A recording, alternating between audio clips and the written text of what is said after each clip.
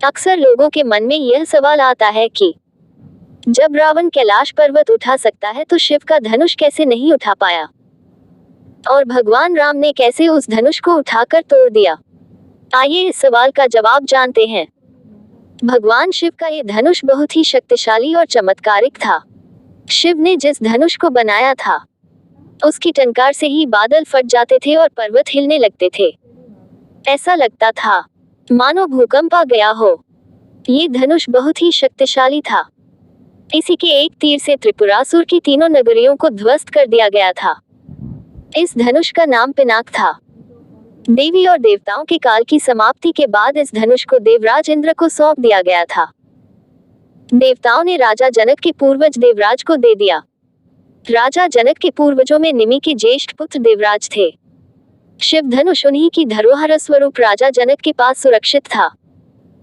उनके इस विशालकाय धनुष को कोई भी उठाने की क्षमता नहीं रखता था, लेकिन भगवान राम ने इसे उठाकर इसकी प्रत्यंचा चढ़ाई और इसे एक झटके में तोड़ दिया।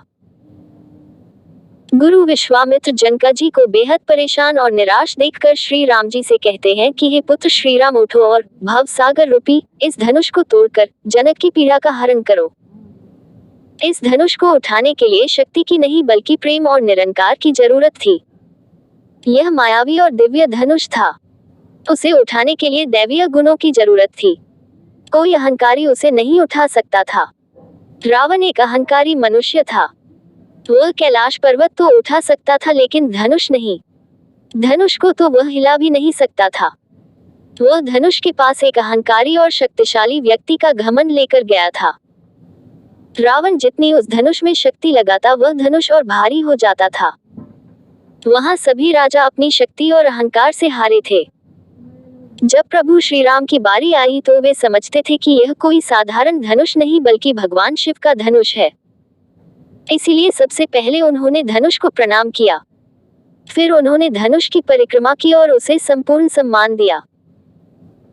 प्रभु श्री राम की विनयशीलता और निर्मलता के समक्ष धनुष का भारीपन स्वतः ही तिरोहित हो गया और उन्होंने उस धनुष को प्रेम पूर्वक उठाया और उसकी प्रत्यंचा चढ़ाई और उसे झुकाते ही धनुष खुद ब खुद टूट गया।